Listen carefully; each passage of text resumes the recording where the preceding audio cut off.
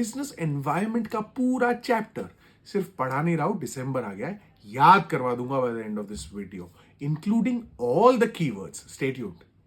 CISCE की website पे 12th commerce 24-25 का अपडेटेड सिलेबस दिया हुआ है।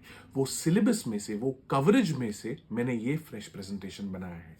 It includes all the important concepts that you have to study before the exam, right? So let's start.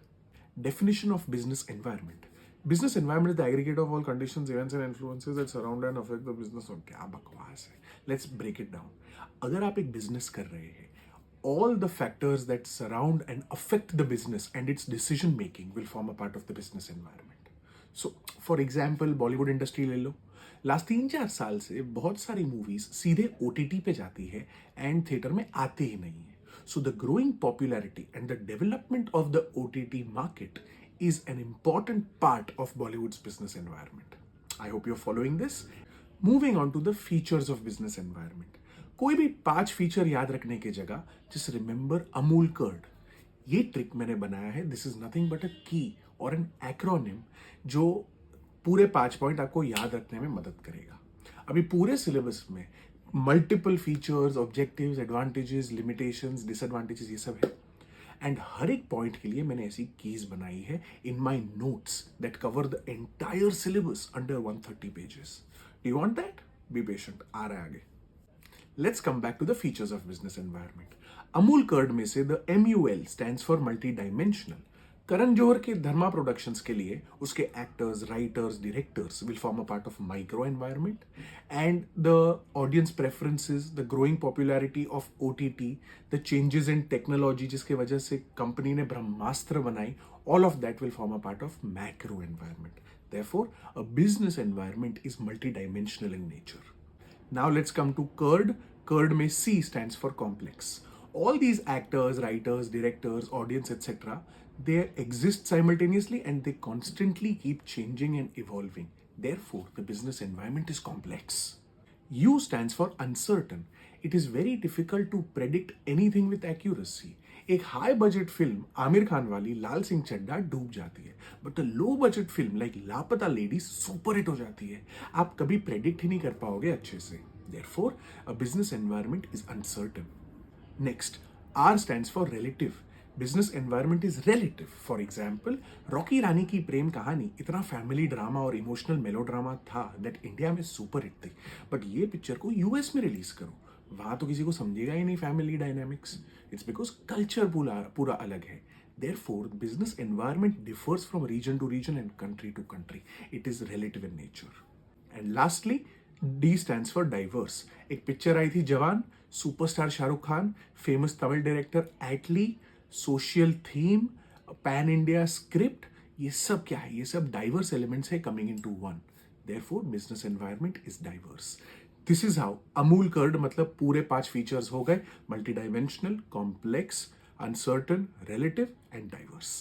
We now come to the importance of business environment. इसके लिए key है spec square.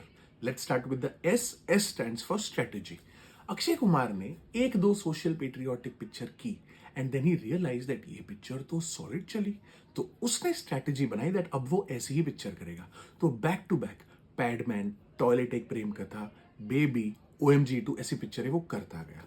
Therefore, if you monitor your business environment, you can make a good business strategy. P stands for public image. A business should be sensitive and responsive to its business environment. एक तापसी पन्नू की picture आई थी pink, पता है? It was about women's consent. Therefore, business decisions should be sensitive and responsive to what its environment expects. E stands for early warning signal. Film makers ने दूर से अंदाजा लगा लिया दैट हमारी बिजनेस को पायरेसी का खतरा है, तो क्या करेंगे? We will try to enact more laws to prevent piracy. We can also push for early OTT releases. तो पॉइंट ये है दैट अगर आप बिजनेस एनवायरनमेंट को देखते रहोगे, एनालाइज करते रहोगे, you will get early signals of things that can cause you a threat and you can plan accordingly. C square में से पहला C stands for customer focus. आजकल no one discusses Friday first day first show कौन सी movie का देखना है। People discuss that ये मूवी OTT पे कभी आने वाली है।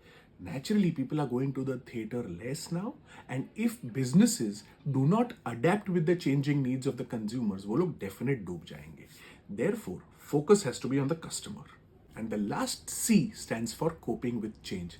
पहले सिंगल स्क्रीन थिएटर्स होते थे, फिर जाके मल्टीप्लेक्सेस आए, एंड अब इतनी एपिक टेक्नोलॉजी आ गई है about 3D, about VFX, that heavy budget movies like RRR, Brahmastra have been made, right? So with the changing environment, businesses have to keep changing, and the analysis of business environment will help you to cope with that change.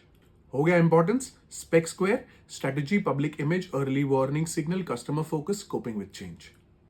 अगर आपको Amul curd से features and spec square से importance easily याद रह गया है, get my notes, because वो पूरे सिलेबस में ऐसे कीज भर देंगे. You will get my notes absolutely free of cost along with 2 types of test series. First, board test series, जिसमें you will get 4 full portion board prelims as per the ISC board format, and obviously my notes along free of cost.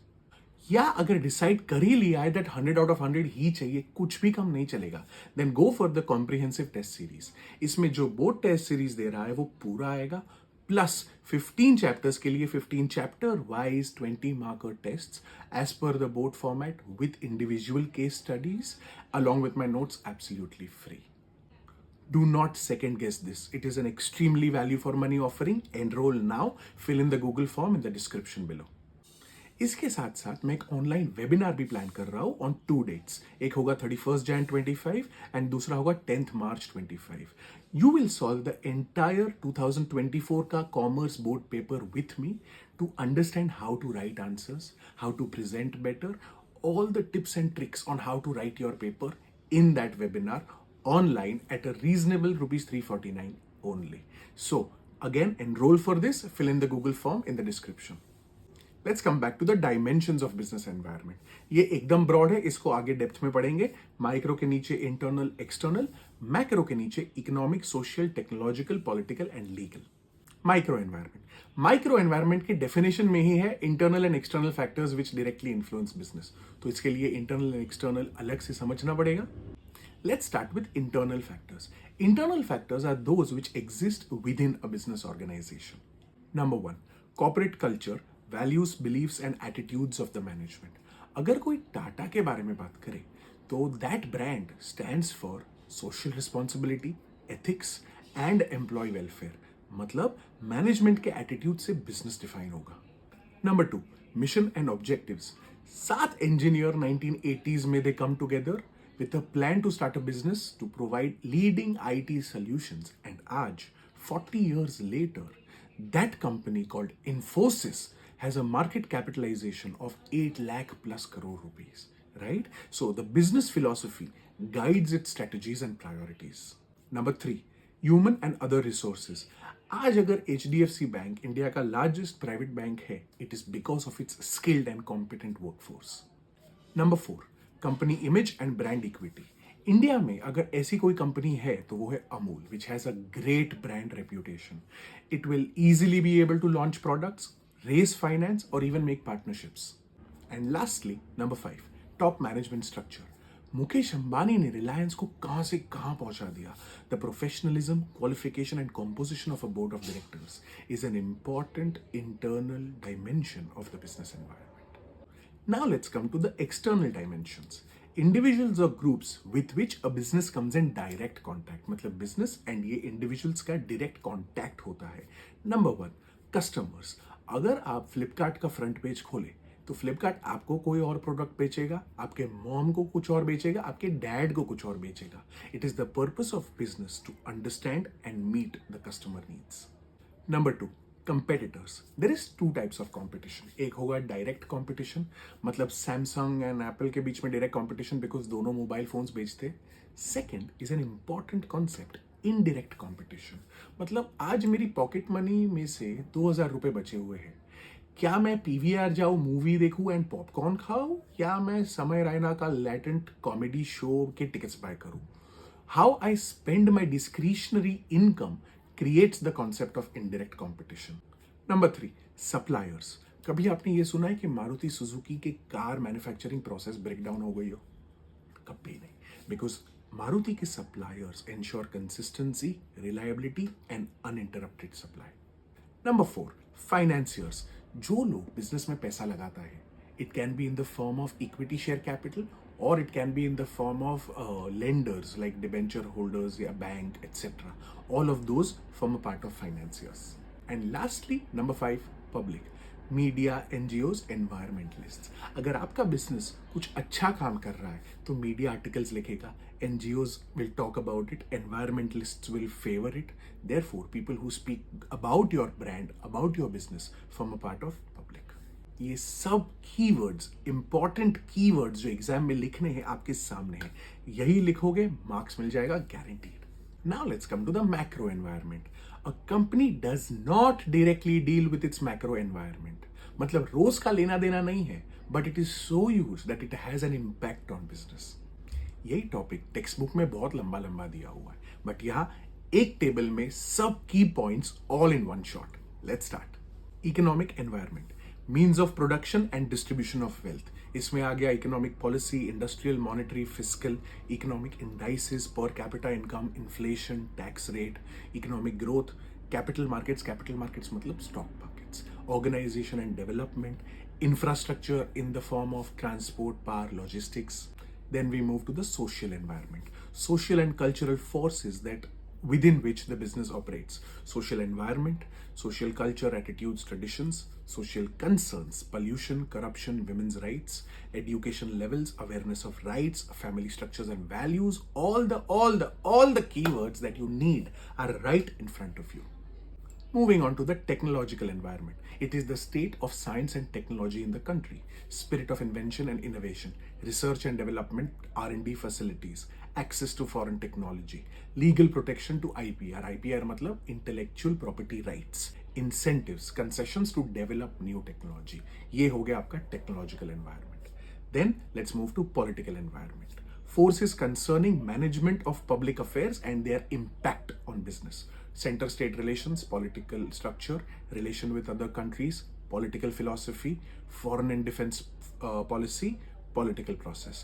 ये हो गया आपका political environment. And lastly, legal environment, which talks about laws and regulations of the country.